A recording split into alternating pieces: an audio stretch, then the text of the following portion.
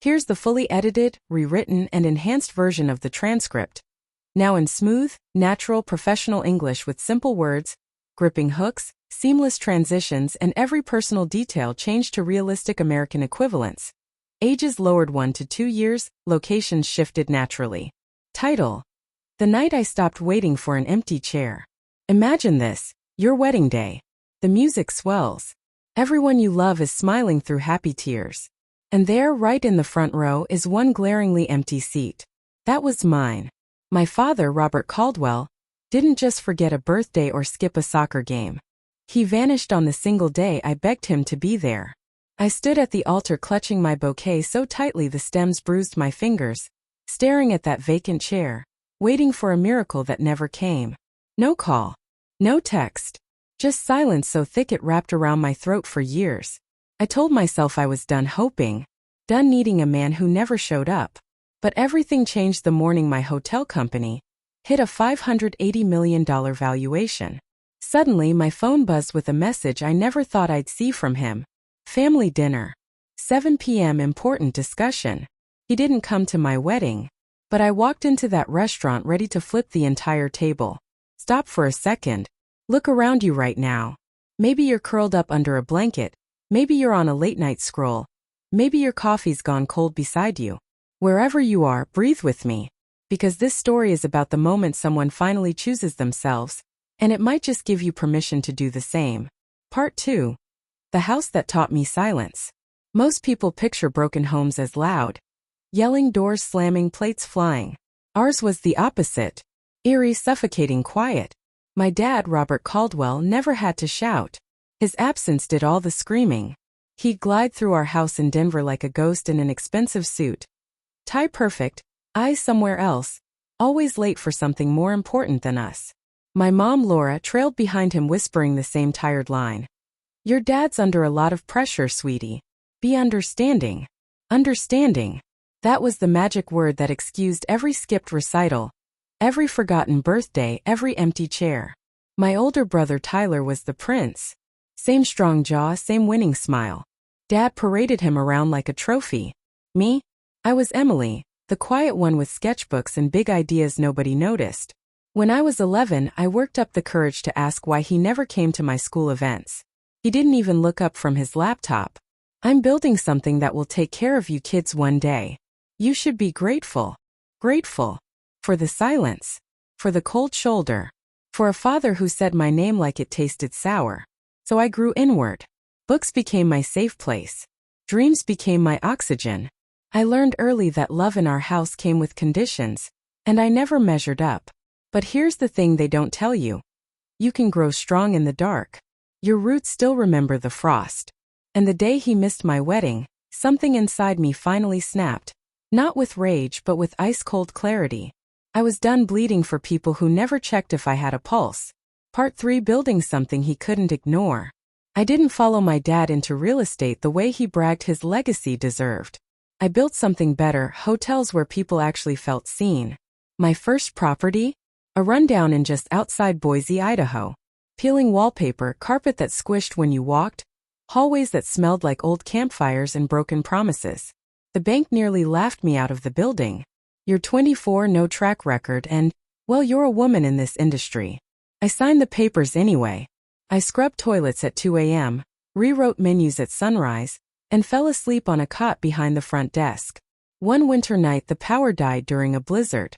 Guests panicked in the pitch black.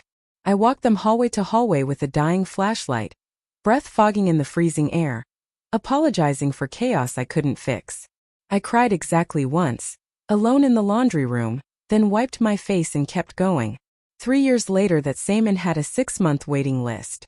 5 years later I owned 4 properties, clean lines, warm light, reviews that made me tear up in airport gates. Investors called. Magazines wanted covers. Competitors copied my style. Dad? Nothing. Not a text. Not a well done. Just the same silence he gifted me on my wedding day. Then came the morning everything changed. My CFO, Sarah, burst into my office practically glowing. Emily, the valuation just came in. $580 million. The room tilted. Not from pride, from the sudden sharp memory of that empty chair. For the first time, the ache didn't swallow me. It set me free. Part 4. The text that was never about pride. That same afternoon, as Denver's skyline glittered outside my window, my phone lit up. Dad. Family dinner tonight. 7 p.m. Important discussion. No congratulations. No, I'm proud of you, Emily. Just a summons. My husband, Nathan, took one look at my face and sighed. It's about money, isn't it? I nodded. Deep down I already knew. Sarah showed up at my house an hour later clutching a thick folder. You need to see this before you go. Inside, foreclosure notices, unpaid loans, contracts in default. My father's entire empire crumbling. Lenders were desperate to unload his debt for pennies on the dollar. A strange calm washed over me. Buy it, I said. Sarah blinked. All of it. Every single dollar he owes. By sunrise, I owned the noose around my father's neck. Part 5. The dinner where the tables turned. That night I walked into the country club like I belonged there. Black dress, shoulders back, heels clicking like punctuation marks. For faces turned when I entered the private dining room. My father straightened, trying to reclaim the throne. Emily. You're late. No, Dad. I'm exactly on time. He leaned back, arms crossed. Let's not waste time. The business is going through a rough patch. You've done very well for yourself. Family helps family. Family helps family. Not I'm sorry. Not I was wrong. Just entitlement wearing a suit. I slid the folder across the table. So this dinner is about money? Mom flinched. Sweetheart, your father is under a lot of pressure. He's bankrupt, Mom. Foreclosures start next month. Dad's face turned purple. How dare you? I opened the folder. Because I now own every loan, every lien, every debt you ran from. The room froze. Tyler snatched the papers, hands shaking. Dad, it's real. She bought everything. Mom started crying. Dad slammed the table so hard wine sloshed over crystal rims. You have no right. I stayed perfectly still. You asked for help. This is me helping. He roared. You're trying to destroy me. No, Dad. You did that yourself. I just refused to go down with the ship. I slid one final envelope across the table. You have 30 days to vacate all properties. He stared at me like he'd never seen me before. You're no daughter of mine. I smiled small, steady, free. No. You made sure of that a long time ago. I walked out while they screamed behind me. Their voices didn't follow. For the first time, walking away didn't feel like defeat. It felt like breathing. Part 6. The moment she chose herself.